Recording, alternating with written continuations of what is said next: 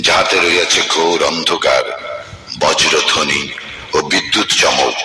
বজ্রধ্বনিতে মৃত্যু ভয়ে তাহারা তাদের কর্ণে অঙ্গুলি প্রবেশ করায়। আল্লাহ কাফিরদের পরিবেষ্টন করিয়া রহিয়াছেন।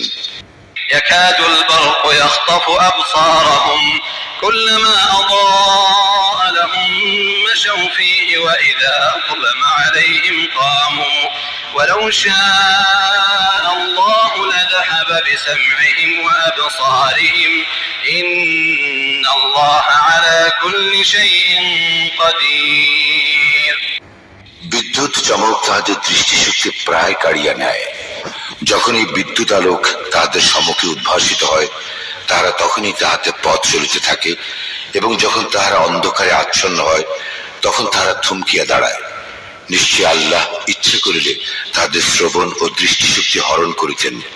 আল্লাহ সর্ববিষয়ে